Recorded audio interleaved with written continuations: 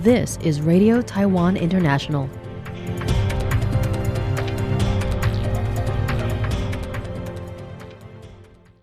Welcome to the news on Radio Taiwan International. I'm Amanda Stevens coming to you from Taipei, Taiwan. We begin with a look at today's top stories for Monday, June 8th.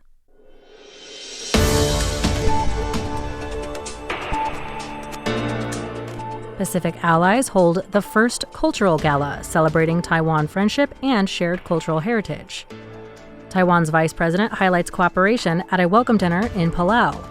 And the National Institute of Cybersecurity signs an MOU with Microsoft. But first, today's top story. The first ever Pacific Cultural Gala was held in Taipei on Friday, June 5th. The event, organized by embassies from Tuvalu, the Marshall Islands, and Palau, celebrated Austronesian roots and Taiwan friendship. RTI English reporter James Thompson attended the event for more details.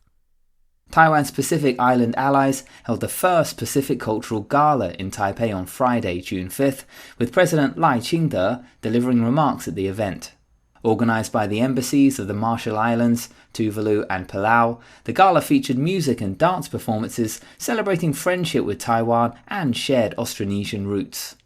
Marshall Islands Ambassador Anjanette Catil, Tuvalu Ambassador Lili Tang-Isia Favier, and Palau Chargé d'Affaires David Adams Orakem welcomed guests to the gala, including ambassadors and representatives from other nations. Attendees enjoyed Pacific Island flavours at the banquet that began with the blowing of a conch shell. Speaking at the gala, Marshall Islands Ambassador Catil said that the Pacific and Taiwan share deep Austronesian roots that transcend geography and connect our peoples across generations.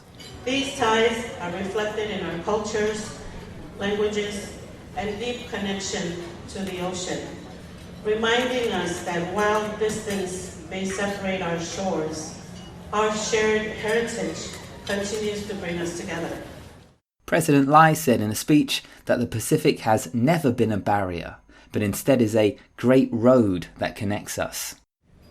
We are all maritime nations. The ocean defines our heritage. Beyond cultural roots, we also share the values of freedom and democracy.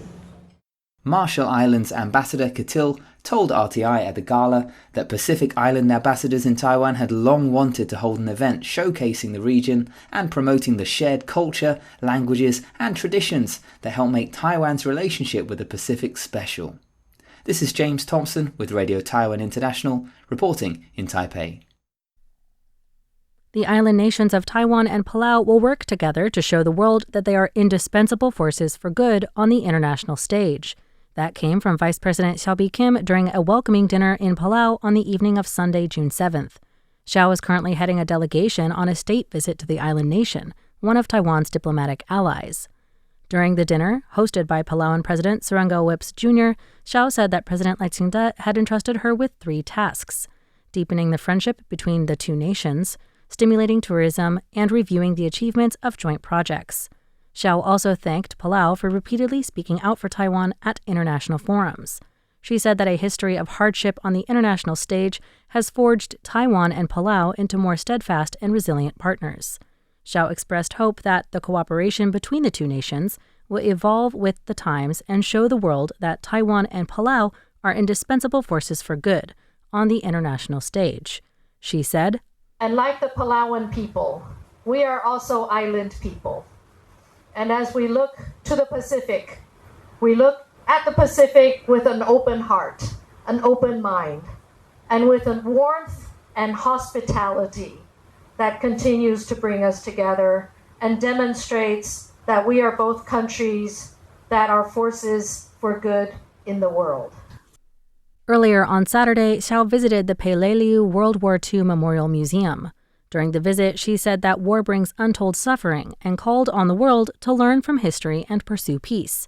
Hsiao also said that the United States and Japan have now become important allies in the Indo-Pacific and expressed hope that all parties will work together to maintain regional stability. The National Institute of Cybersecurity, or NICS, and Microsoft signed a Memorandum of Understanding, or MOU, on Monday, focusing on threat intelligence, AI-enabled defense, zero trust architecture, and deepening cooperation through public-private partnerships. A Microsoft representative said that the company will combine its global threat intelligence network with local intelligence to improve defensive efficiency in the face of new threats from AI. Microsoft's North Asia head of global public affairs, Marcus Bartley-Johns, called the MOU a symbolic milestone of Taiwan and Microsoft's cooperation. He said that cybersecurity requires cross-governmental and cross-organizational collaboration for a strong ecosystem.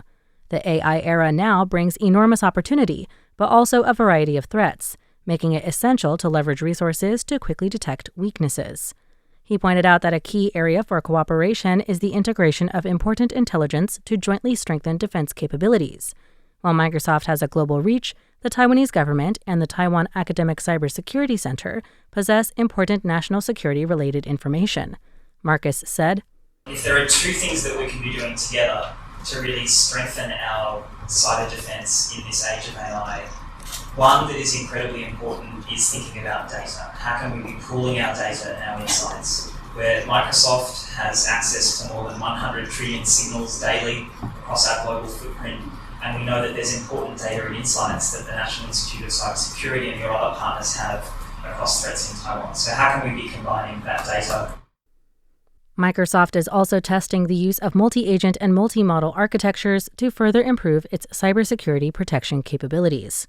NICS President Ying Dalin stated that future collaborations will focus on three key technologies: zero trust, AI agent management, and strengthening critical infrastructure protection.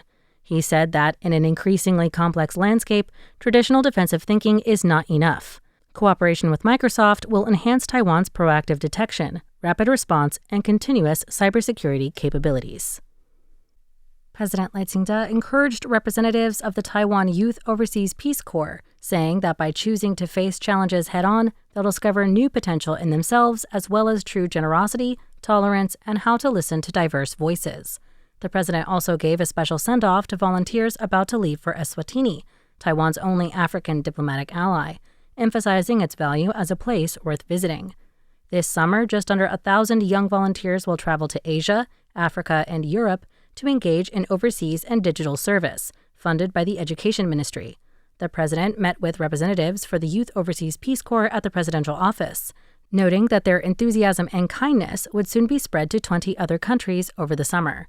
President Lai said that by serving others with their own hands in rural education, providing medical aid, digital exchange, or frontline cultural exchange, the volunteers will become the face of Taiwan's deepening connections with the world.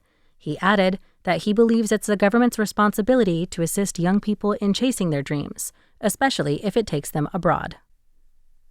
The Central Weather Administration, or CWA, has issued a moderate geomagnetic storm warning on Monday, predicting that its effects will significantly intensify around 5 p.m. and last for 21 hours. The CWA warns that satellite navigation, radio communications, and the power grid may experience brief disruptions.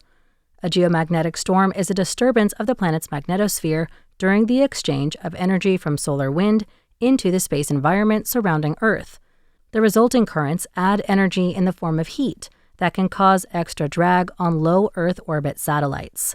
This heat also creates strong variations, which can change the path of radio signals and generate errors in the positioning information provided by GPS and other navigation systems, such as the Global Navigation Satellite System, or GNSS. While the results may sometimes create beautiful auroras, harmful geomagnetic-induced currents, or GICs, in the power grid and pipelines may also occur. Based on the National Oceanic and Atmospheric Administration prediction model data, the current storm will gain intensity and continue until approximately 2 p.m. on Tuesday, June 9th. Thanks for joining me for the news. I'm Amanda Stevens. Stay tuned for another 50 minutes of English language features, brought to you by Radio Taiwan International.